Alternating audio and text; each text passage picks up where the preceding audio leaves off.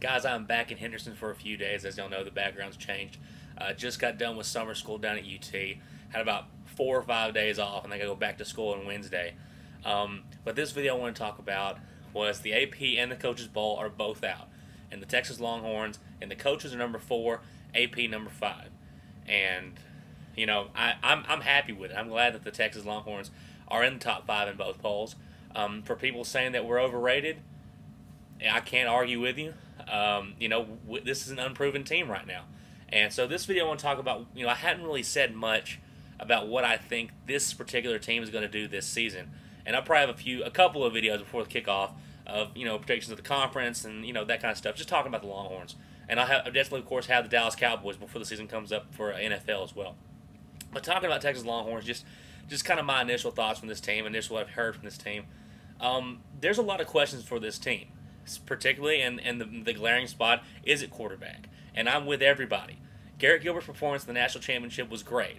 He performed way above what he was expected to against one of the best defense in the country last year in Alabama, and played pretty dang well for what he could. Now at the end, Bama stepped up, hit him in the back, caused him to fumble, and won the game. Congrats to Alabama for that. But he got a pat on the back, saying he did the best he could, and we all appreciate that. That's over now. He is now the starting quarterback for the Texas Longhorns. There's no more true freshman tag on him anymore. And, from now on, he's going to get the pressure of he's going to get that pressure of being a Texas Longhorns quarterback. He's following if not the 2 best quarterbacks in Texas Longhorn history with Vince Young and then Colt McCoy. That's just some big shoes to fill. But, from what this guy did in high school, now I know high school is not college, but you got to start somewhere. He played at Lake Travis and won a few state titles. He blew those guys out too. This guy was number 2 quarterback overall. Back behind Matt Barkley in the nation. He won the Gatorade Player of the Year. This is a guy who has the talent and the skills to do what he needs to do. That being said, so did Phil Simms. Chris Simms. Phil Simms was able to pull it off. Chris Simms, we know, wasn't a terrible quarterback, but definitely did not live up to the expectations we had here at Texas. And, of course, there's a whole major Applewhite controversy that we won't get into. I was an Applewhite guy.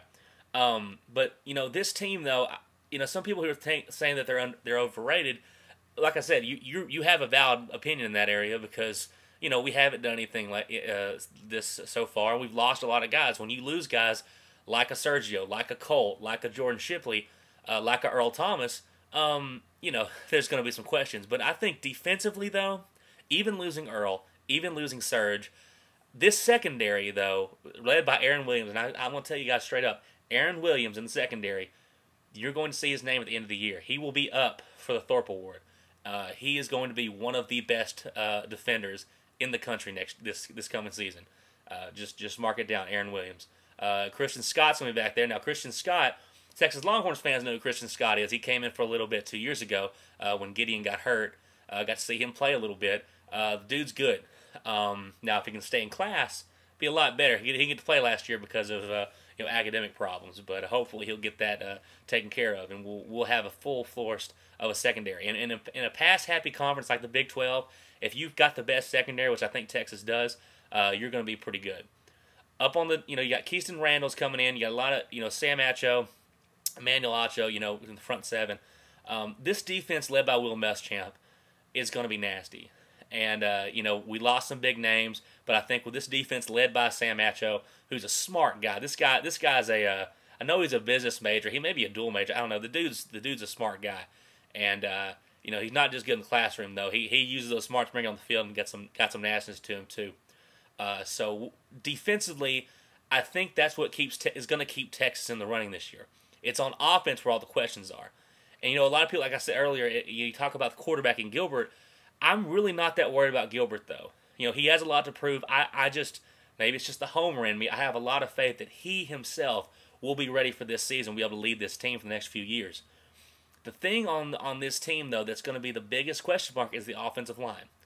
Last season, even though we went to the national championship, our offensive line was not the best in the country. It was actually, they had a lot of expectations for him, but you saw, Dominican Sue he would just throw 3 guys around, making Colt look like a rag doll.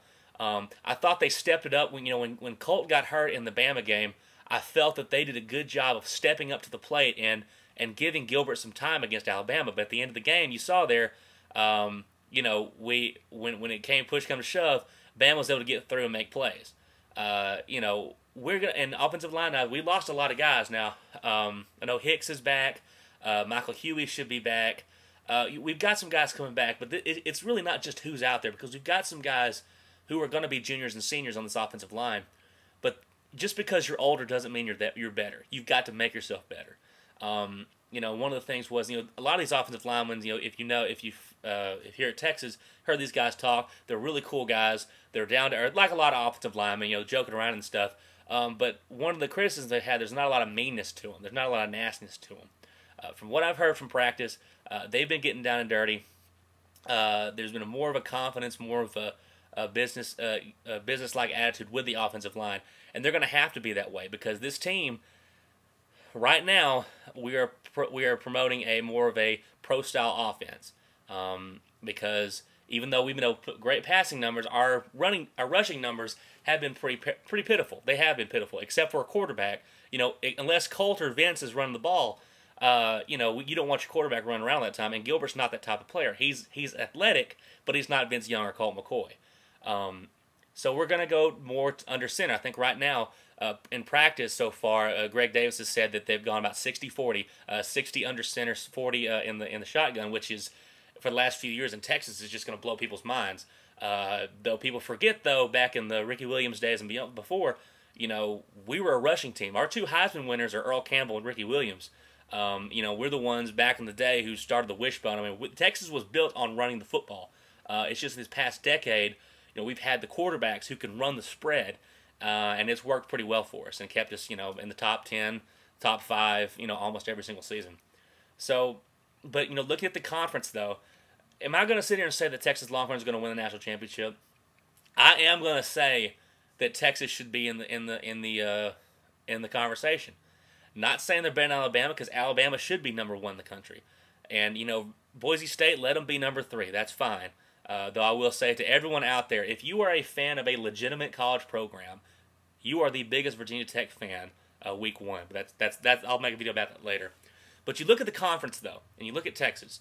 There's a 4-game stretch where you have at Texas Tech, home against UCLA, Oklahoma and Dallas, bye week, and then at Lincoln. That's a 4-game stretch from rough games. But that's the only rough part of the schedule. If the Texas Longhorns can get through that part of the schedule unscathed, they don't have another test until Texas A&M in Austin. So because we got Baylor, Baylor's coming to town, Iowa State. The one game that people talk about, and they should, is that game in Manhattan against Kansas State. But the thing about that game is Kansas State's not better than Texas. That's just a whole snake bitten, get that out of your head kind of game. Kansas State's not a good football team. They haven't had a good football team in a while. It's just they've been able to beat us the last few times we played them. So that's going to be a game, of course, that we circle on the schedule, but legitimate, of teams that, Nebraska, Oklahoma, Texas Tech, and even UCLA, we'll see how good UCLA is. Those are actually good teams who can knock off Texas. And Texas Tech, people are ragging on Texas Tech. I don't think Texas Tech can win the conference because I don't think they have good enough defense to be in the conference. But on offense, Tuberville will get that defense going whenever he has enough time with it. I don't think they're deep, until Texas Tech proves they can stop someone on defense, I'm not going to believe it. But that being said about Texas Tech, on offense, you have probably the most people returning on that side of the ball in the conference. You've got both quarterbacks with Potts and Sheffield, who both got a lot of snaps last season. You've got all the wide receivers. I think you've got a bunch of offensive linemen. You've got Batch coming back. That offense is going to be good. And that offense, that Texas Tech offense, can beat anybody. And I'm talking about Texas, Oklahoma, Texas A&M. That offense can beat anyone on any night. So that game in Lubbock is going to be tough for Texas. The thing about Texas Tech, they're not going to be able to sustain a season and win the conference. They'll have a good season, but I don't think they can sustain a season. But they're going to upset somebody this year. Could be my Horns. It could be the Sooners. Beating A&M, we'll see if that's an upset or not. We'll see how good the Aggies are this year. But we'll see. So Texas Tech's going to be a tough one. So, but overall, the conference is not that good. It's full of a lot of mediocre teams that can upset you, but they're not going to win the conference. So Texas, I'm going to sit here and say Texas can do it. It's possible. I'm not going to trump it like I did last year and just say we're going to be in it. Because last year I knew the team. Last year everyone knew what you're going to get from Texas. This year we don't know. But we know we've got talent. We know we got the tradition. And we've got a quarterback who he's got a lot to prove, but we know he's got the tools to do it. Texas Longhorns fans, if you're making videos, get on here and support this team. This is going to be a fun season, a new kind of season. And it's going to be, this could be, the door is wide open for what this season could be. This could be a very disappointing rebuilding season, or it could be like last year. We can find ourselves this time in Glendale, Arizona, playing for the title. We're going to have to beat Oklahoma. We're going to have to beat Nebraska on the road, take care of Texas A&M, and go over to Lubbock and win that one. Those are the big ones this year. But if we do that, win the Big 12 title game, we should be back there. And if you ask me who I want to play, you got to want to play Alabama and try to get revenge on what happened last year. They won the game last year fair and square and beat us. They got Garrett Gilbert when he was kind of like a little kid. He played well, but they won the game. This time, I'd like to see Garrett Gilbert as a starter on this team go up against that Alabama team led by Nick Saban and see what we can do against that. But that's way down the road. We may end up in the Cotton Bowl. Who knows? But keep your hopes high, Texas Longhorns fans, because this could be a good year. Hook 'em horns and Texas fight. We'll see you guys later.